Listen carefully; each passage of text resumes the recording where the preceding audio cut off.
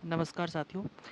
70वीं BPSC बहुत जल्द उसके डेट बहुत नज़दीक आ रहे हैं और ज़रूरी है कि हमको उससे रिलेटेड जो एमिनेंट टेस्ट सीरीज है उनके क्वेश्चंस को सॉल्व करें और उसकी क्वेश्चंस से जो जितने सारी कलेक्टिव नॉलेज है वो हम डिराइव कर सकें। This is our intention and for that intention we came with this video. सबसे पहला है कि मेहरौली लौह स्तंभ निम्नलिखित में से इस कथनों पर विचार करें। साथियों, अगर आपने पढ़ा होगा तभी आप ये क्वेश्चंस को देखने आ रहे हैं। तो मेहरौली लौह स्तंभ के बारे में हम सबसे पहले क्या जानते हैं कि ये दिल्ली में है। और दिल्ली में भी कहाँ है? तो दिल्ली में एक कुतुब कॉम्प्लेक्स है, वहाँ है, कुतुब मीनार की कॉम्प्लेक्स में है। सन 1233 ईस्वी में जब इल्तुतमिश शासन कर रहा था उस समय इसको दिल्ली लाया गया था।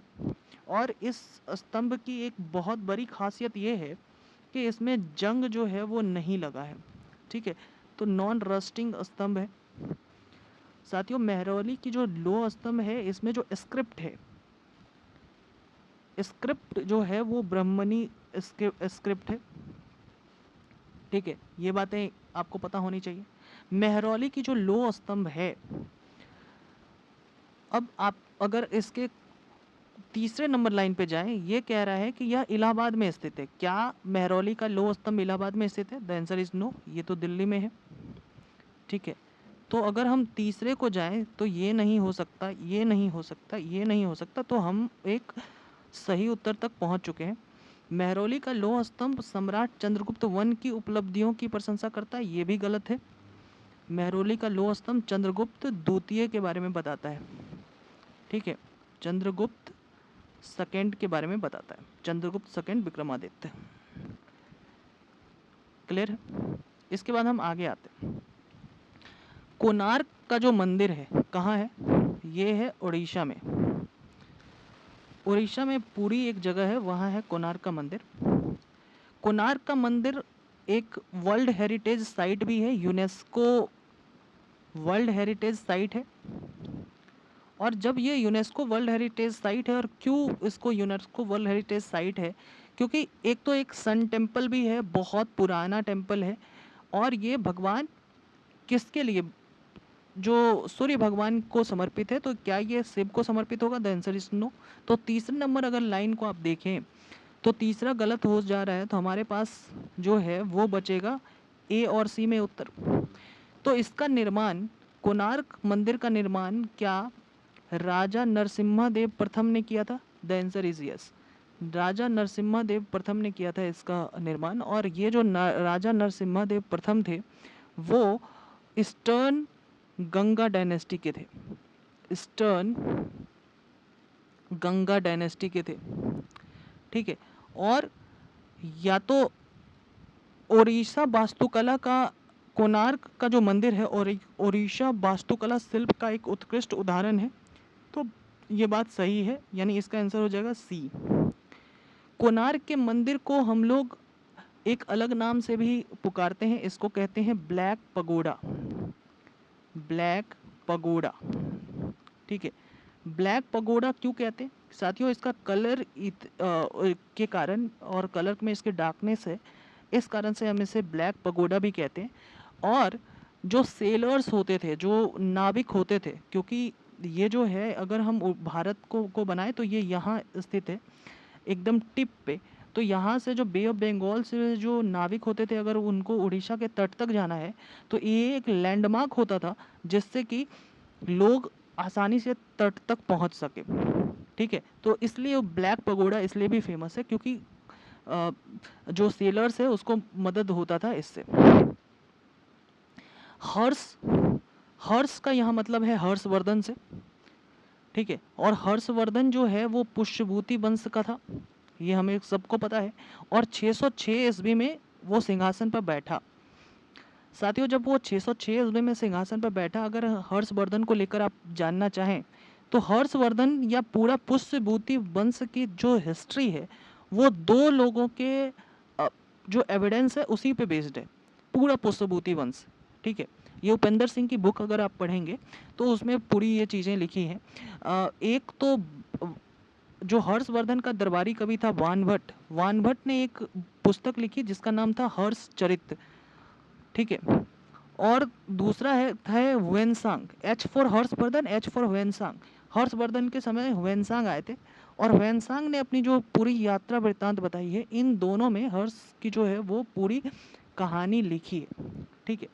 और इन पूरे कहानियों में आपको पुष्यभूति वंश के बारे में जानकारी मिलती है। इसमें आपको ये भी जानकारी मिलती है कि हर्षवर्धन ने 3 अलग अलग नाटक लिखे थे। एक का नाम नागनंदा था, ठीक है। आप ये सारी जानकारी आप लिख सकते हैं, ठीक है। एक का नाम नागनंदा था, दूसरा का नाम रत्नावली था, ठीक है। तीसरा जो इन्होंने लिखा था वो प्रियदर्शी करके जो है वो हर्षवर्धन ने ये 3 नाटक लिखी थी। नागनंदा जो है उन्होंने एक बोधिसत्व था जिमुत वाहन इनके लिए लिखा था। और ये रत्नावली और प्रियदर्शी जो है वो एक तरीके से हास्य व्यंग तरीके का जो है वो इन्होंने नाटक लिखा था, ठीक है। हर्षवर्धन जो है वो था तो शिव भक्त, लेकिन वो जो बौद्ध धर्म का भी बहुत बड़ा संरक्षक था। बौद्ध धर्म को भी लेकर जो है उन्हें हुएनसांग को जो है बहुत ज़्यादा जो पेट्रोनेज किया, ठीक है। और एक बात मानिए कि हर्षवर्धन जो पहले जो पुष्यभूति वंश थी उसका जो पहला सेंटर था वो सेंटर हुआ करता था थानेश्वर, ठीक है।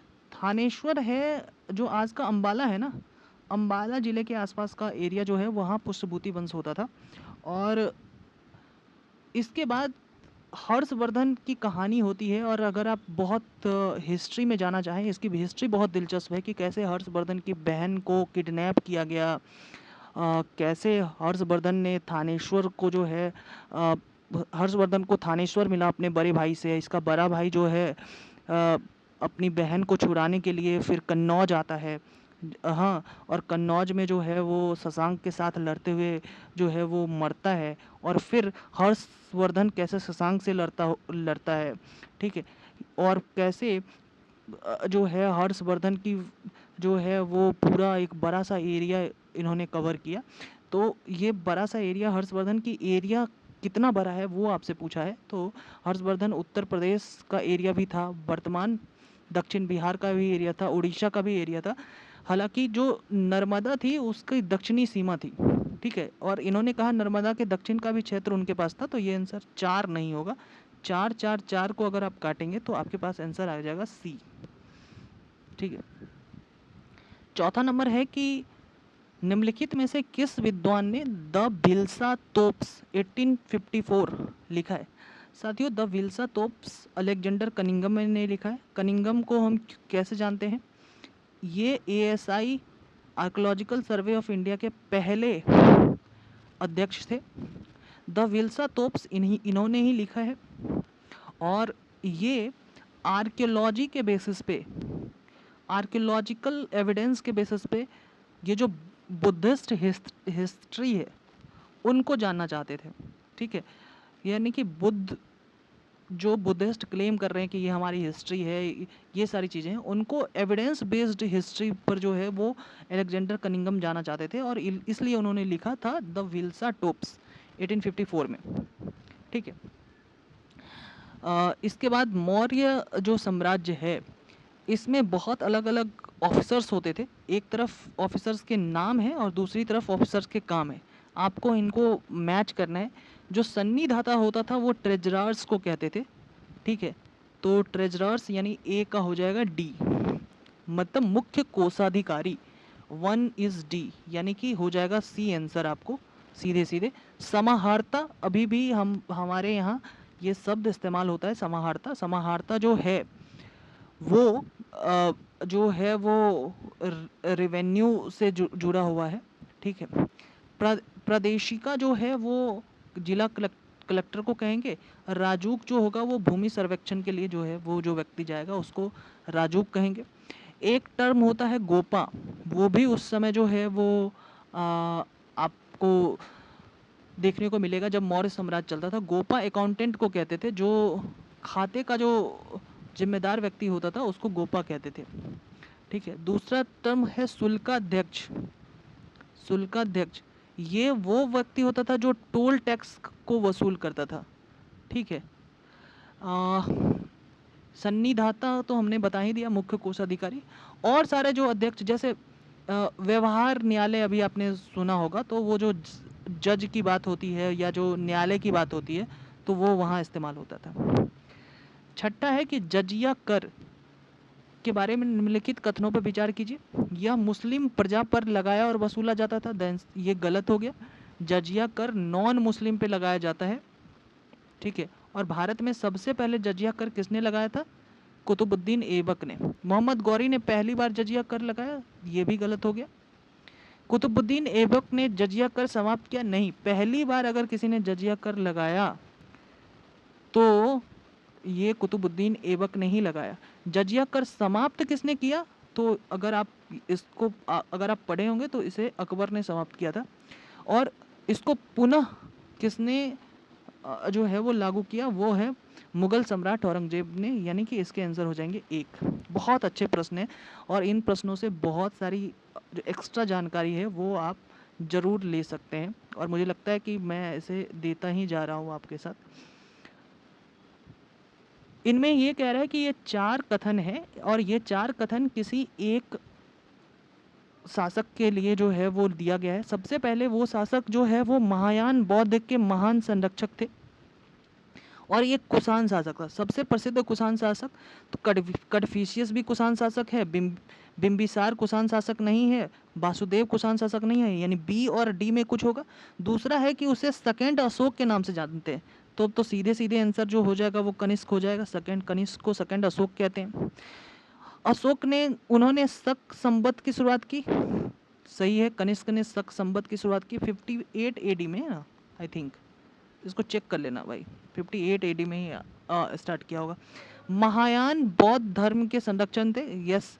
इन्होंने फोर्थ जो बुद्धिस्ट काउंसिल है, फोर्थ बुद्धिस्ट काउंसिल में इन्होंने कश्मीर के कुंडल वन में करवाया था। ठीक है, और कश्मीर के कुंडल वन में अगर फोर्थ बुद्धिस्ट काउंसिल आपको होता हुआ दिखेगा तो ऐसे जो राजा थे वो तो कनिष्क ही होंगे।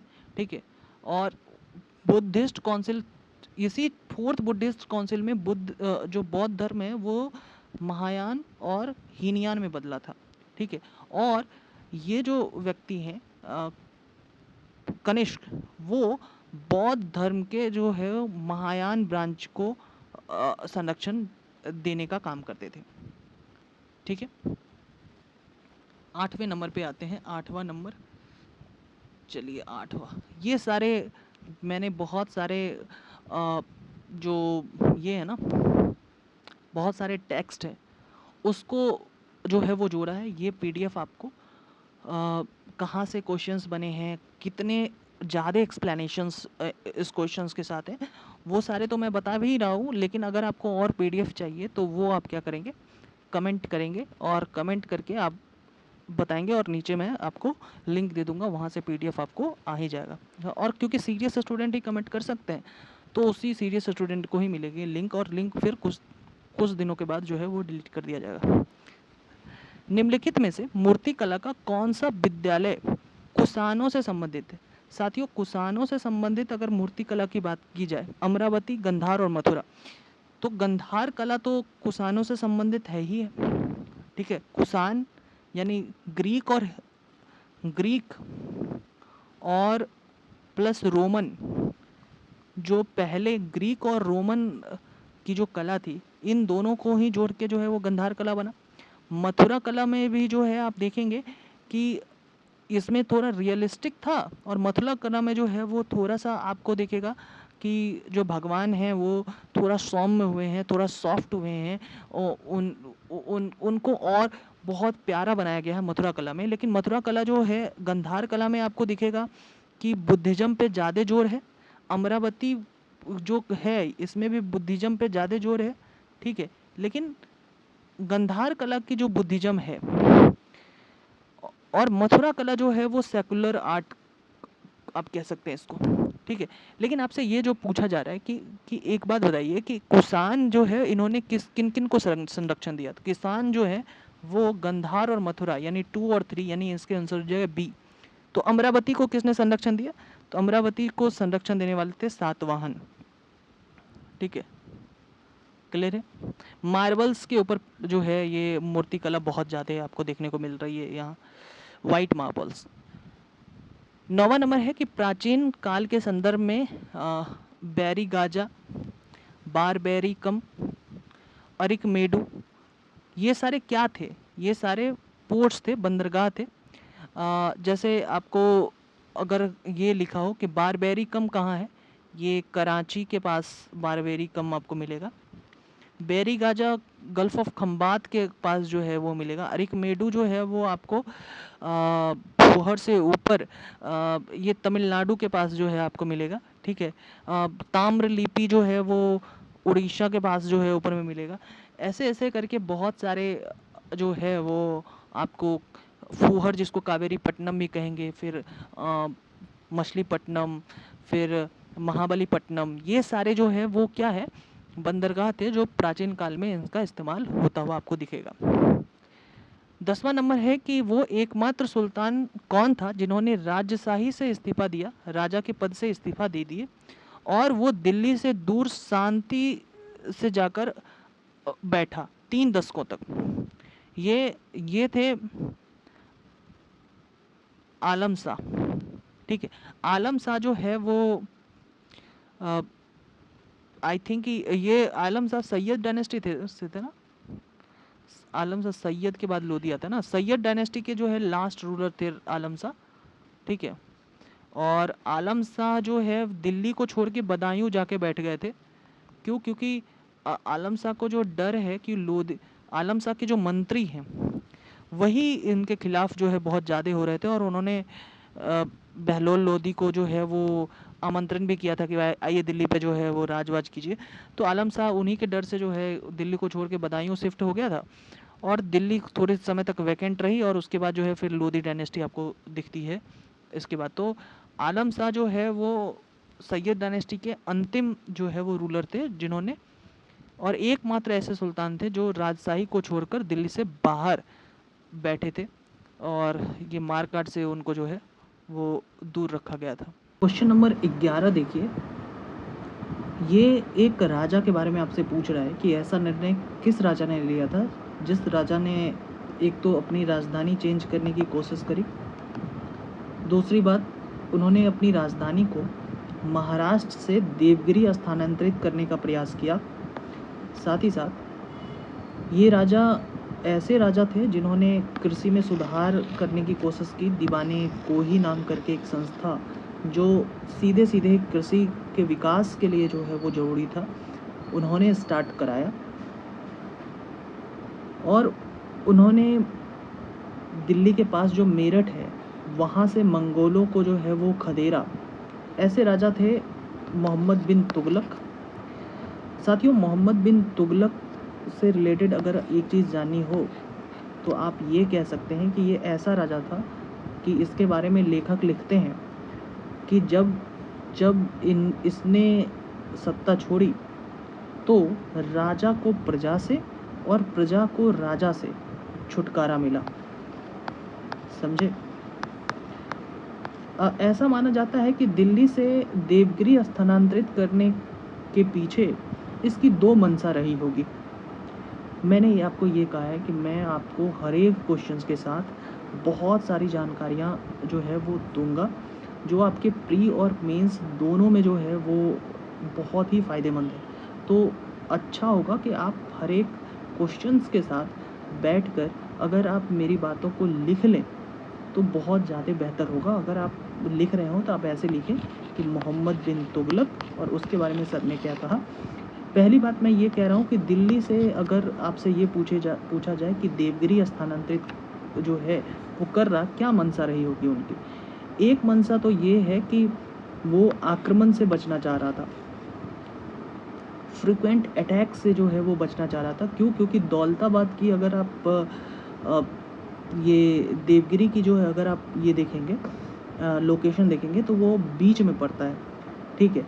तो बीच में पड़ता है तो एक तो सिक्योरिटी के पर्पस के लिए भी वो बहुत अच्छा हो गया, सुरक्षा के लिए भी बहुत अच्छा हो गया, और दूसरी बात है कि एडमिनिस्ट्रेशन, प्रशासनिक व्यवस्था के लिए भी जो है वो अच्छा होगा, ठीक है। तो सुरक्षा और प्रशासन की बेहतरी के लिए ऐसा शायद माना जाता है कि वो अपनी राजधानी को चेंज करके दौलताबाद जो है वो स्थानांतरित कर रहा था। दूसरी बात कि इन्होंने जो पहली गलती तो ये करी कि अपनी पूरी जनता को एक साथ दिल्ली से दौलताबाद ले जाने की कोशिश करी, ठीक है, और फिर वहीं से वापस लौट कर आए।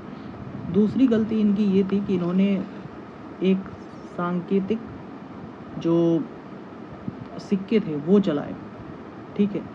ये जो सिक्के जारी किए, कॉइन्स जारी किए इन्होंने, ये कॉइन थे तांबे के, पीतल के, और तांबे और पीतल के जो कॉइन्स थे उनकी सेम वैल्यू थी जो पहले से कॉइन चले आ रहे थे सोने के और चांदी के। तो लोगों ने जो नकली कॉइन्स बनाने स्टार्ट करे और एक्सचेंज करना स्टार्ट करा, तो ये एक बहुत ही गलत मूव था। तीसरी बात कि इन्होंने जो टैक्स रिफॉर्म करी अपने यहाँ, उस पर एग्रीकल्चर वाले क्षेत्र पे अधिक टैक्स लगा दिया, क्योंकि उन्होंने दीवाने अमीर कोहिर नाम करके एक एग्रीकल्चर की संस्थान भी बनाई, और ये एग्रीकल्चर के ऊपर इन्वेस्ट भी करते थे, और एग्रीकल्चर लैंड के ऊपर जो है उन्होंने टैक्स भी लगानी स्टार्ट करी। तो इससे ये हुआ कि किसानों के बीच असंतोष फैला, जिस कारण से किसान वायलेंट भी हुए, और मोहम्मद बिन तुगलक के खिलाफ जो है वो बहुत मजबूती से सामने आए, ठीक है। तो इनके टैक्स सुधार से, इनके बहुत गलत फैसले से, इनके फैसले के एग्जीक्यूशन सही से नहीं होने के कारण ये जो है, ये हालांकि ये बहुत ही क्वालिफाइड पर्सन थे, लेकिन इनकी जो एग्जीक्यूशन थी वो बहुत गलत आपको दिखती है, और इस कारण से जो है वो सबसे फेल राजाओं में से जो है वो आपको इनको गिन सकते हैं, मोहम्मद बिन तुगलक को। अगला प्रश्न पे आते हैं कि निम्नलिखित में से किस ग्रंथ में हमें गुप्त काल के समाज के बारे में जो है वो पता चलता है। इनमें से अमरकोश, बृहत संहिता और कामसूत्र। साथियों, ये जो सारे जो ग्रंथ हैं, इन सब से आपको गुप्त काल के समाज के बारे में मिलेगा। हालांकि कामसूत्र तो और भी डायरेक्ट वे में गुप्त काल के समाज के बारे में बताता है, कि ये कहता है कि जो मालिक थे वो उनके खेतों पर दास काम करते थे, और मालिक हमेशा ऐसा होता था कि शोषण जो है वो दासों के औरतों का करते रहते थे। ऐसी बातें कामसूत्र में लिखी है। अमरकोश और बृहत संहिता जो है वो इनडायरेक्टली समाज के बारे में बताता है, ठीक है।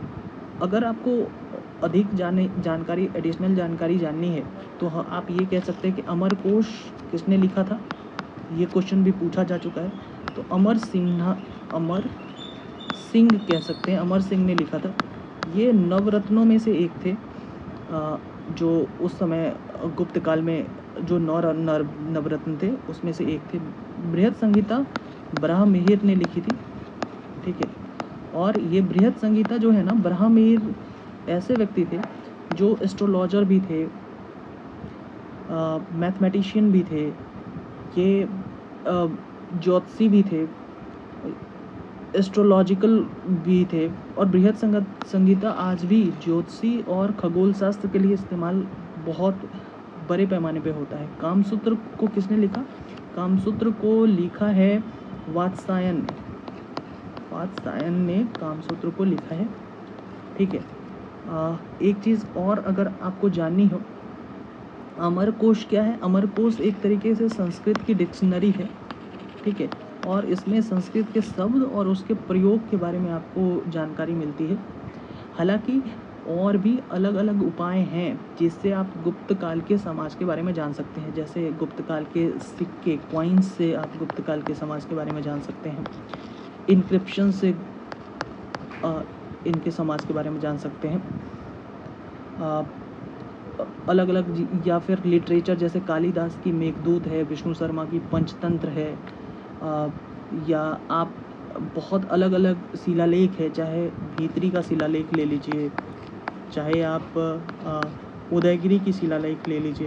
ये सारे जो शिलालेख हैं, ये सारी चीज़ें जो हैं वो गुप्त काल के समाज के बारे में आपको जानकारी देते हुए नज़र आएंगे।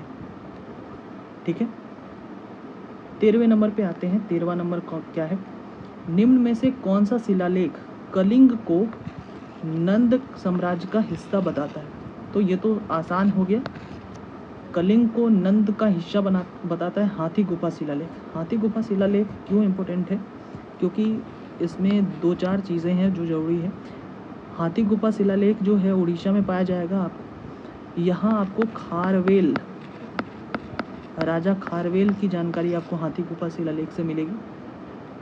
ठीक है, और ये जो हाथी गुफा शिलालेख है 2018 में यूपीएससी ने पूछा है, 2018 में ही आपको रेलवे ने इसको पूछा, 2022 में सीडीएस में पूछा। तो हाथी गुफा शिलालेख सेम यही क्वेश्चन कि ये किस राजा से रिलेटेड है? खारवेल से रिलेटेड है। ठीक है, और हाथी गुफा शिलालेख को खोजा किसने, उसका नाम आपको पता होना चाहिए। ए स्टर्लिंग इन्होंने खोजा, या स्टैर्लिंग या स्टैर्लिंग कह लीजिए, उन्होंने खोजा। ठीक है, इलाहाबाद शिलालेख, इलाहाबाद प्रशस्ति जिसको कह देंगे, इसमें आपको 3 राजाओं का जिक्र है, जहांगीर, समुद्रगुप्त और अशोक। जेम्स प्रिंसेप ने इसको डिसाइफर किया था, यहाँ जो प्रशस्ति लिखी है उसको। रुम्मनदेही शिलालेख, आपको पता है कि जब अशोक अपने शासन के 12वें साल में थे तो उन्होंने भगवान बुद्ध की जन्मभूमि लुम्बिनी, वहाँ क्या किया था? दौरा किया था। और फिर ये दौरा जो है वो रुम्मनदेही शिलालेख पे आपको दिखा हुआ नज़र आता है। रुम्मनदेही शिलालेख आपको नेपाल में है। ठीक है, नेपाल की बात हो तो एक जानकारी अगर और जानना चाहें तो आप ये लिख लें अपने कॉपी में कि नेपाल में एक निगाली सागर है।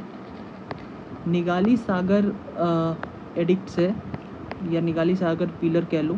निगाली सागर पिलर में ये बातें लिखी गई है कि नेपाल में एक स्तूप था जिन स्तूप का नाम है कनक मुनि स्तूप। कनक मुनि स्तूप को इनलार्ज करने के लिए अशोक ने पैसे दिए, अशोक ने उनको इनलार्ज कराया। ये रुम्मनदेही शिलालेख से हमने इतनी जानकारी आपको बताई। ठीक है, रुम्मनदेही शिलालेख में ये बातें जानकारी आपको मिलती है कि अशोक लुम्बिनी पहुँचे और लुम्बिनी के लोग चूँकि टैक्स से त्रस्त थे तो उन्होंने टैक्स को भी कम कर जो है वो किया। तो टैक्सेशन से जुड़ी हुई चीज़ें रुम्मनदेही शिलालेख में आपको मिलेंगी। अब अशोक के साम्राज्य को लेकर 14 नंबर क्वेश्चन है कि अशोक के साम्राज्य को लेकर निम्नलिखित प्रांतों और राजधानी का मिलान कीजिए। पाटलिपुत्र कहाँ होगा भाई? बिहार होगा। स्वर्णगिरी कर्नाटक, उज्जैन मध्य प्रदेश और तौसली उड़ीसा। साथियों, पाटलिपुत्र जो अशोक सीधे पाटलिपुत्र पर राज करता था और उनकी 4 अलग अलग इनडायरेक्ट जो है वो 4 अलग अलग स्टेट थे, स्वर्णगिरी, उज्जैन, तौसली और एक तक्षशिला।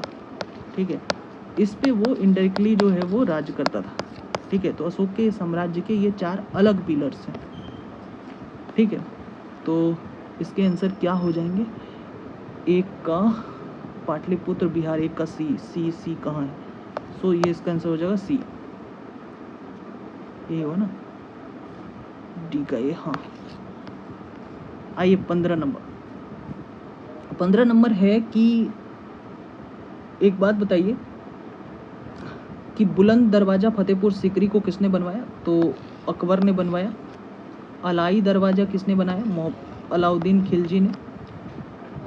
अलाउद्दीन खिलजी बहुत बड़ा जो है वो कुतुब मीनार से भी बड़ा जो है वो बनाने का कोशिश कर रहा था मीनार, लेकिन उसकी जो काम है ना उसको बहुत कम में ही जो है वो छोड़ा गया। ठीक है, अब मोती मस्जिद दिल्ली और आगरा, ये किसने बनाया? तो अगर आपको इसमें कन्फ्यूजन होगा कि किसने बनाया, तो शाहजहाँ ने जो भी काम कराया है ना, बहुत सारा काम वो आगरा में कराया है। तो मोती मस्जिद आगरा जो है वो शाहजहाँ का होगा और मोती मस्जिद जो दिल्ली है वो होगा औरंगजेब का। तो 1 का बी, सो ये आंसर हो जाएगा 15 का बी। आइए यहाँ 16वां नंबर है कि मेघदूत के रचयिता कालिदास थे, बिल्कुल सही। मुद्रा राक्षस किसने लिखा है? विशाख दत्त ने। मृच्छकटिकम शूद्रक हरिसेन समुद्रगुप्त का दरबारी कवि था, ये सारे सही हैं, आंसर हो जाएगा डी। इसमें क्या ही एक्सप्लेन करना, ये सारे सही हैं। बहमनी किंगडम पे एक डेडिकेटेड वीडियो मुझे लाना पड़ेगा, क्योंकि बहमनी किंगडम को समझने में बहुत लोगों को समस्या होती है।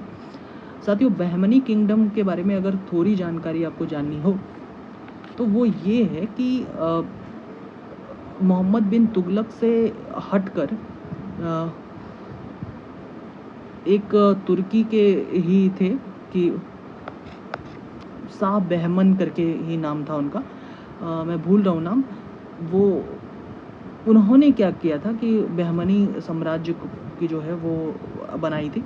तो क्या ये मोहम्मद शाह प्रथम ने बहमनी के पहले राजा थे? नहीं, मोहम्मद शाह प्रथम नहीं थे, उसके बहमन शाह, आई थिंक बहमन शाह थे। सो 1 नहीं होगा, तो 1 नहीं होगा तो ये आंसर तो नहीं होगा, ठीक है। ये दक्षिण भारत का पहला इस्लामी साम्राज्य था, बिल्कुल सही है, दक्षिण भारत का पहला इस्लामी साम्राज्य था। महमूद गवां, ये बहुत इम्पोर्टेंट शासक था, बहुत बहमनी को अपने क्लाइमेक्स पर बहमनी जब पहुंचा तो महमूद गवां को पहुंचा, और बहमनी की सबसे इम्पोर्टेंट मिलिट्री जो फाइंडिंग थी ना, वो ये था कि ये बारूद का इस्तेमाल बहुत करते थे। तो so your answer would be B. Gupta काल में ग्रामिक, कुटुम्बिन और मेहतर कौन होते थे? आज के जो मुखिया है ना गांव के, वो गुप्त काल में इनको ग्रामिक या कुटुम्बिन या मेहतर कहते थे। तो इसका आंसर हो जाएगा ग्रामीण भूमिधारक, जो ग्रामीण समाज में महत्वपूर्ण स्थान रखते थे। जमींदार जो गुप्त काल में होते थे वो ग्रामिक, कुटुम्बिन या मेहतर उसको कहते थे। 19वां है कि किस काल के दौरान भारतीय उपमहाद्वीप में लौह प्रौद्योगिकी, मतलब कि आयरन टेक्नोलॉजी जो है वो शुरुआत होते हुए दिखती है। साथियों, आयरन टेक्नोलॉजी जो है शुरुआत होते हुए अगर आप देखेंगे तो इंडस वैली सिविलाइजेशन के बाद का जो एज है, मतलब वैदिक काल में जो है आपको आयरन की टेक्नोलॉजी शुरुआत होते हुए दिखेगी। धीरे धीरे हमारे वेदों में भी आयरन टेक्नोलॉजी का जो है वो जिक्र है। आप देखेंगे कि धीरे धीरे कृषि में आयरन का प्रयोग होना स्टार्ट होता है कि हल जो है, हल की जगह जो है लोहे के हल का इस्तेमाल, और फिर अलग अलग आयरन के इक्विपमेंट बना के जंगल को काटना, फिर सेटलमेंट होना और फिर आगे बढ़ना, फिर कृषि, एक सेटल्ड कृषि करना। तो आयरन का प्रयोग आपको वैदिक काल से ही देखने को मिलेगा। आजीविकों को के बारे में जो है आपसे पूछ रहे हैं कि मुखाली घोषाल आजीविकों में सबसे महान थे, बिल्कुल। ये तीसरे आजीविका संप्रदाय के तीसरे जो हैं वो गुरु में आपको आते हैं। जब कहीं कुछ भी ना लिखा हो तो मुखाली घोषाल ही आजीविका संप्रदाय के जो है संस्थापक माने जाते हैं। इनकी दोस्ती महावीर से थी, 6 साल तक ये दोनों साथ रहे। और मुखाली घोषाल जो आजीविक संप्रदाय है ना, ये नियतिवाद, डिटर्मिनिस्ट पे जो है वो ज़्यादा बिलीव करते हैं। नियतिवाद मतलब कि जो होना होगा हो के रहेगा। श्रावस्ती आजीविक संप्रदाय का मुख्यालय था, बिल्कुल सही। तो इसका सही उत्तर हो जाएगा डी। आजीविक संप्रदाय का मुख्यालय था वो श्रावस्ती ही था, ठीक है।